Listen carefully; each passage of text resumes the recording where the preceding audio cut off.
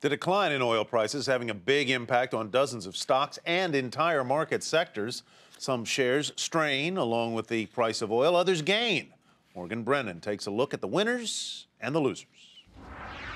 Oil's steep drop, down more than 20% over the past 3 months, is fueling a sell-off in stocks associated with the commodity, as investors worry weaker prices will crimp U.S. production. I think we've already seen a pretty good response to lower oil prices, and I think people are just kind of a little bit in shock. They want to see how much lower it can go. Shale drillers, including Marathon Oil and Devon Energy, could be impacted the most, especially if crude falls to $70 a barrel, since exploration takes a lot of upfront capital.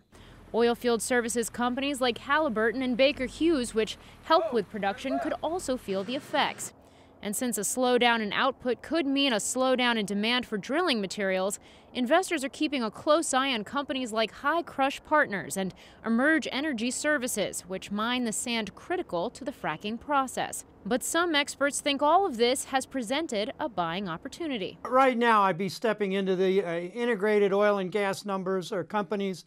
I'd also be looking very hard at some of the refining companies. Some industries are already benefiting. Airlines have soared, helped by cheaper jet fuel.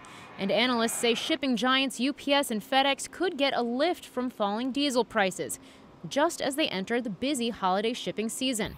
But the effects could be mixed for railroad operators. On one hand, companies like CSX and Union Pacific stand to gain from lower fuel costs. On the other, a drop in the fast-growing crude-by-rail business could modestly cut into profits next year. And of course, there's the consumer. Gasoline prices are falling below $3 a gallon, with more markdowns on the way. Those savings could translate into higher sales for retailers, restaurants, and leisure companies. But all of this, winners and losers, depends not just on how low crude goes, but how long it stays there. For Nightly Business Report, I'm Morgan Brennan.